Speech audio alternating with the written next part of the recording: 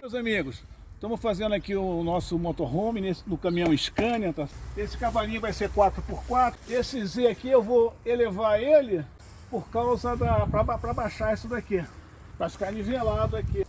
Aqui tem mais ou menos uns 4 metros e vai ter mais uns 3 metros acima do Z.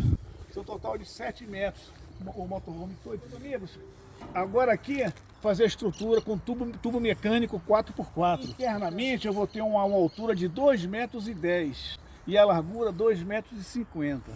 A porta vai ficar mais ou menos aqui, tá certo? Bem no meio aqui. Aqui em cima, na parte de Z superior, vão ser duas acomodações, um quarto de casal e um quarto de solteiro aqui. Teremos novidades nesse projeto. Essa aqui é a planta baixa do motorhome. Nós temos uma cama de casal e uma cama de solteiro. Os armários da cama de casal e de solteiro, um hall. E aqui nós temos outro hall com a mesa fixa para almoço, do mais, reunião e tudo mais. Agora, isso aqui é acima do Z, aquela parte acima do Z. Abaixo do Z, aquela parte inferior da plataforma, nós vamos ter um banheiro aqui com chuveiro, vaso sanitário, 2 armários. Aqui nós vamos ter uma geladeira, a porta está aqui, a pia, fogão de indução, uma bancadinha para o trabalho. E vou ter uma circulação aqui enorme, muito boa. Aqui, essa parte daqui vai ser toda uma área de serviço. Embaixo dessa área de serviço vai ter uma caixa d'água, 2 caixas d'água, 3 caixas d'água com 900 litros. Em cima dessas caixas d'água vai ter uma plataformona desse tamanho que vai entrar um carrinho aqui conversível, tá certo?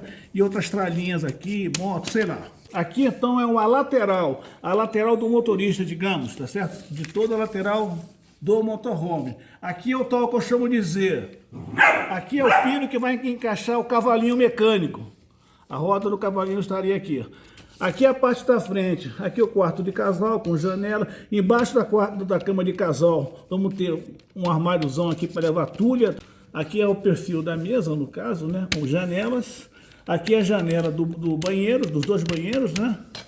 Aqui o hall que é a piscina, que vai ter a cozinha aqui, não sei o quê. Aqui as caixas d'água, né? As 3 caixas d'água laterais aqui de 300 litros. E aqui é o espaço, ó, para botar um carrinho que eu vou fazer esse carro aí, conversível, para entrar por aqui por trás.